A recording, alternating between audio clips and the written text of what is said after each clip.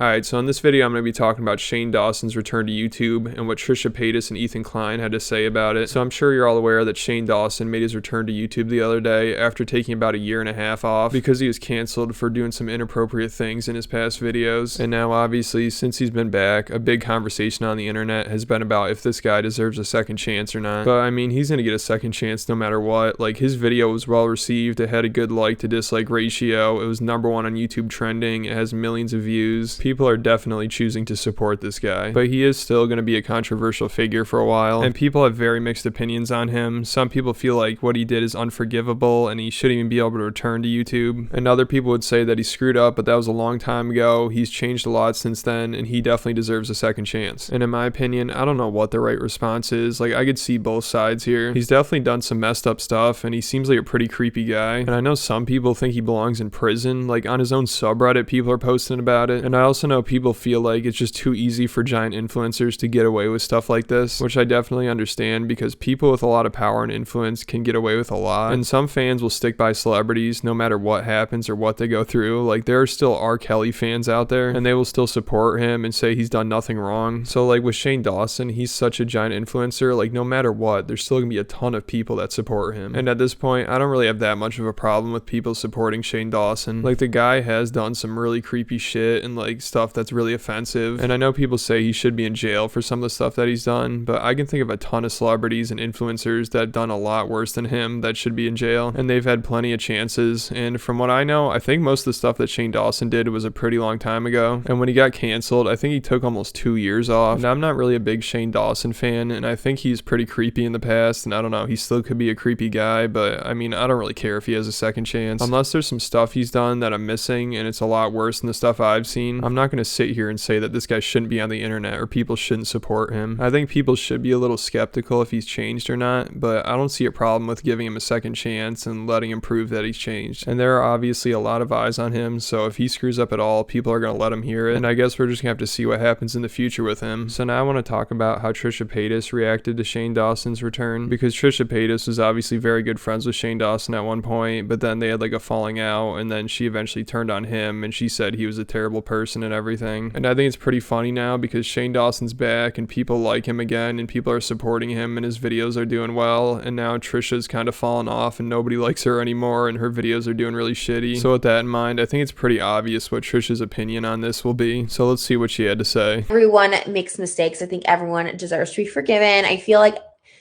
you know, everyone deserves second, third chances, and it's like, you like, as a public figure, do you have to give that? No. If you don't like him, you don't like him.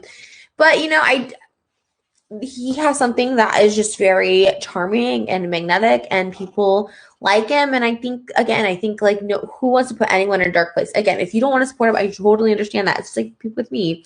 I understand why people don't want to support me, and it's totally fine. But like, I do believe like second, third, fourth chances. So it's so funny to think what her response would have been if she was still doing frenemies right now. Like, I'd imagine that it would probably be the exact opposite of this. Like, obviously the only reason Trisha had this take is because she's in hot water right now. I feel like this is the only response she could really give, because if she said like, this guy doesn't deserve a second chance, he's a terrible person, we should not support him anymore, obviously people would just be like, well, then what about you? Like in the video I just played of hers, she's kind of talking about herself too. Like, she's saying he deserves a second chance and a chance to redeem himself because obviously she wants her chance. And also the fact that Shane made such a successful comeback and so many people still support him, I'm sure Trisha wishes that she could become friends with him again and use him to redeem herself. And Trisha knows that she needs to make some kind of move here. Like, she needs to get on somebody's good side. Her views are dropping consistently and no one's really supporting her, and she gets constantly dislike bombed, and she knows she's probably gonna have to make amends with somebody to try to salvage her career. And it's funny because only 5 or 6 months ago she's probably at the pinnacle of her career. Like I said, if she was still on the Frenemies podcast right now, she'd probably be sitting there talking about this guy's a piece of shit and he doesn't deserve a second chance. It's crazy how quickly things can change. 5 months ago, Trisha Paytas was insanely successful, making a ton of money, everyone respected her all of a sudden, and now she just desperately needs somebody to forgive her to try to salvage her career. But it's going to be really tough for her. Like, I doubt Shane Dawson would ever work with her again. Like, that is too much of a risk. He probably wants to stay away from any kind of drama as much as possible. And I also saw that Trisha Paytas noticed how well Nikocado was doing recently, and she was really impressed, and I'm sure she was really jealous as well. I'm sure she's having trouble right now dealing with all these people that she's worked with, like being insanely successful and her like kind of falling off. She's just burned too many bridges with so many different YouTubers, and she lives a very frivolous lifestyle, and her career goes up and down so much. I could definitely see her having some money problems. I'm sure she would love to start working with Shane Dawson again to try to get her career back on track. So now I want to get to how Ethan Klein reacted to Shane Dawson's return, because as you know, he's very opinionated on topics like this, and I'm pretty sure when he was on Frenemies, he'd criticize Shane Dawson quite a bit. So on his recent podcast, he seemed like he was on the fence about Shane Dawson's return, but I think Ethan and Hila know right now is not the best time to criticize Shane Dawson too much, because Hila's brother has gotten himself into some trouble recently. And on their podcast, I wouldn't really say that they defended Shane Dawson at all. I think they kind of said that he deserves a second chance, or like they're just not really sure, but they're still definitely pretty critical of him. But of course, that's not enough for some of their fans, because some H3 fans are just so used to Ethan constantly going after people and trying to hold them accountable. Like Ethan's known for trying to cancel David Dobrik, James Charles, Keemstar, and I think there's a good amount of H3 fans that love him because he's just constantly trying to hold people accountable and not letting anyone get away with anything. So the fact that he said it was okay for Shane Dawson to try to make a comeback now and did anything other than criticize him 100%, he definitely triggered some of his fans. Like here's a post on their subreddit right after that podcast. Someone said, "Them defending Shane rubbed me the wrong way. Just because a year has passed doesn't mean Shane should get a pass. It's so odd seeing them try to reason about Shane. It's gross." And this post has 268 upvotes, so a decent amount of people agreed with them. And it's so funny because if you watch H3 talk about it, I wouldn't say they're defending Shane Dawson at all. But this post isn't really surprising to me because this is kind of what Ethan's been building his fan base around the past year. He has a lot of fans that love just watching him try to hold other creators accountable. Whenever he talks about David Dobrik, James Charles, Keemstar, like that always gets him the most views. And the clips where he talks about David Dobrik, all the comments say like, "I love that you're still going after him. I want him to be held accountable. He needs to recognize what he's done." And Ethan's basically had the mentality like these people are not even close to redeeming themselves. So of course he has a decent amount of fans that just want to see him tear Shane Dawson apart, and they only want to hear him criticize Shane Dawson, which he even did on his podcast. Like he definitely criticized Shane, but I guess the fact that he said anything about Shane possibly redeeming himself, his fans did not like that, which is pretty funny because I think these are some of the same people that would say Trisha Paytas redeemed herself right when she got on Frenemies. I just don't understand how you could think that Trisha Paytas changed so quickly and like she was a great person all of a sudden, but then say after like 1.5 years Shane Dawson couldn't change at all. And when Trisha got on Frenemies, her behavior never really changed at all. Like she was always the same person, she was always lying and manipulating, but like Shane Dawson, now he has a chance to prove himself if he's changed or not. And I also thought it was kind of interesting on the recent H3 podcast because one of their employees is actually a Shane Dawson fan, and I think she said she's starting to support him again and she forgives him or whatever. So of course a bunch of H3 fans started saying she's a terrible person in the comments. It's just crazy how toxic that fan base can be. And then I also heard another employee on the H3 podcast talk about how they think Shane Dawson should be taken off the internet, which is pretty drastic, and I think that's a terrible idea. Like to say that this guy can't change at all and he's pretty much a danger to society and he should be removed off YouTube, and to be taken off of YouTube and the internet in general, I feel like you gotta do some real evil shit. And again, I don't know how you could say anything like that when you supported Trisha Paytas like 5 months ago. Like before Trisha Paytas was on the Frenemies podcast, there were a lot of people aware of the fact that she wasn't the best person, and I'm sure there were a good amount of people that thought she should be removed from the internet. And then Ethan brought her on the podcast and she was insulting his wife and she was bullying one of the employees, but people were acting like she was changed now and she's a good person and she's not trying to hurt anybody, and like it was appropriate to platform her and support her for like 7 or 8 months. To me it just makes no sense that people believe someone like Trisha Paytas could change so quickly, but Shane Dawson can't come back after a year and a half and prove that he's changed at all, and he should just be removed from the internet. So now I want to take a look at a part from the recent H3 podcast when they're talking about Shane Dawson and hear some of Ethan's criticism of him.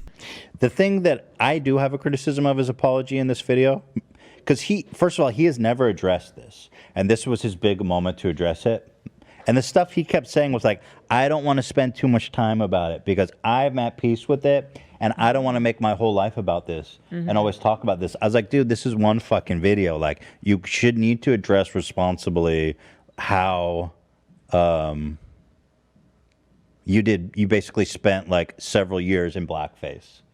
Like we need to unpack that. I need a little more from you. Like he tried to gloss over everything. Right. Like I'm okay. I don't want to dwell on it. I'm embarrassed. It's like, bro, you got to do more than that. So I knew Ethan was going to have some kind of response like this, because whenever someone gets canceled that he's not a big fan of, he will always say like, oh, they need to address it more. Why don't they talk about it more? They need to explain themselves. It seems like he always wants multiple apologies from people. Like, didn't Shane Dawson post a 20-minute apology video right before he left YouTube? I don't know, maybe there's more stuff he needs to apologize for, but I thought it was weird that Ethan said that he's never even addressed it at all, and like this was his big moment to talk about everything, because Ethan acts like he still needs to explain himself and apologize. But I don't know, maybe there's something I'm missing that he still needs to apologize for, but I didn't really expect his first video back to be him apologizing for blackface and trying to explain himself. Like, I figured this would just be a normal video. I didn't think it would be some kind of apology or like accountability video. And also, I think it's kind of hypocritical for Ethan to be talking about how this guy still needs to apologize and address things, because Ethan's definitely not the best at apologizing and addressing things that need to be addressed. And also, I think it's kind of weird that he actually had Shane Dawson on his podcast like 4 or 5 years ago, because he must have been aware of some of the blackface he was doing and some of the racist stuff he was doing. Like, I don't know if he just didn't really care then or what. And then also, Ethan will still have like Bobby Lee on his podcast, who's like one of the creepiest people alive. So it's hard to tell if Ethan really cares about some of these issues. Like, he spends most of his time trying to expose content creators and celebrities for being creepy and doing inappropriate stuff. Like, he platformed his brother-in-law knowing that he was talking to some of his younger fans, and then also he still hasn't addressed that Moses allegedly essayed somebody. And then also he'll platform people like Bobby Lee, which if you take 2 seconds to look into him, you'll realize he's a creepy dude. So to me, it feels like Ethan only cares about these things when they're people he doesn't like, and when it's someone around him or somebody he supports that's doing something that's really messed up, he doesn't really care as much and he won't talk about it at all. So that's about all I have for this video. Make sure you leave me a comment. Let me know what you think of Shane Dawson's return and Trisha and Ethan's opinion on it, and then also hit that like button, hit the subscribe button, and I'll catch you at the next video.